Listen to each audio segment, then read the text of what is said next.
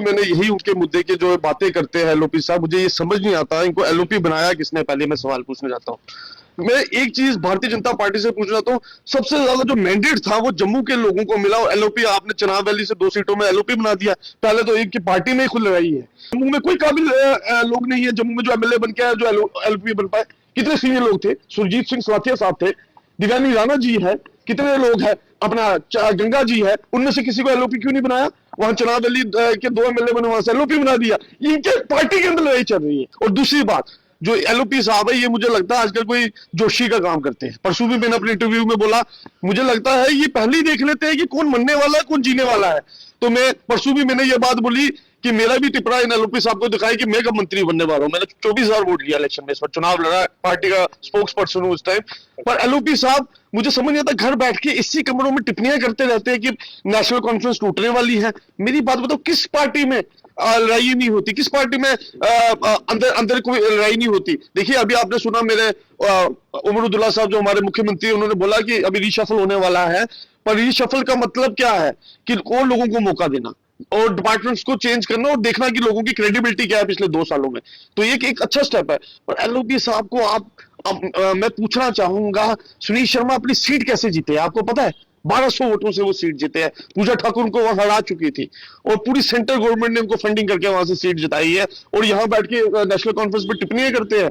और मैं आपके माध्यम से बोलना चाहता हूं, एलपी साहब को ये बात बोलनी चाहिए, टिप्पणी देखना बंद करो और अपनी कंसेंसी में देखो, अगली बार आपकी जमानत वहां से जब्त हो जाएगी। तो मैंने आपको सवाल ये बात बोली है कि आप मुझे बताइए यहाँ कितने लोग एमएलए बने यहाँ से बीजेपी के, और एलओपी आप इन्होंने बीजेपी के जो एलओपी है वो 2 सीटों पे एलओपी इन्होंने बना दिए। इनकी अपनी पार्टी में लड़ाई चल रही है इस एलओपी के मसले पे। आपको पता है इनको एलओपी शिप से उठाने वाले हैं बेसिकली। ये इनको ये अब डर हो गया है कि ये रोज रोज बयान क्यों देते हैं नेशनल कॉन्फ्रेंस के खिलाफ।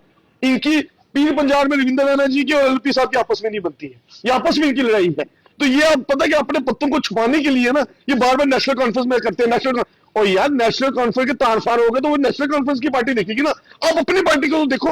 और मुझे लगता है कि अब वो लड़ाई को छुपाने के लिए, क्योंकि एलओपी की सीट टूट चाहते होते तो अभी तक दे नहीं होते। ये क्या चाहते हैं? ये सियासत खेलना चाहते हैं जम्मू कश्मीर के ऊपर। अगर इन्होंने स्टेट हुड देनी, अच्छा मुझे एक बात बताएं, अब प्रोटेस्ट करें पर आप उसी दिन प्रोटेस्ट क्यों करें जब हम जम्मू के नौजवानों के हक के लिए लड़ने जा रहे हैं? आज से पहले लोग कहते थे आप कोशिश नहीं करते, कोशिश नहीं करते। अगर हम कोशिश करने जा रहे हैं स्टेट हुड के लिए, क्या मैं आपके माध्यम से अपने नौजवान भाइयों से पूछ रहा हूं, तो क्या हम गलत कर रहे हैं?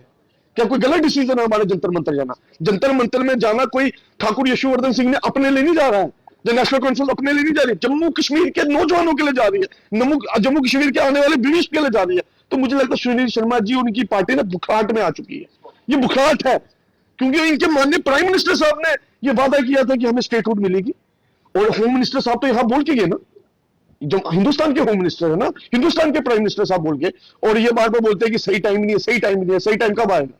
ये सवाल आपको उनसे पूछना चाहिए एलओपी साहब से, और उनको बोलना चाहिए कि सही टाइम कब होता है पहले मुझे बताएं।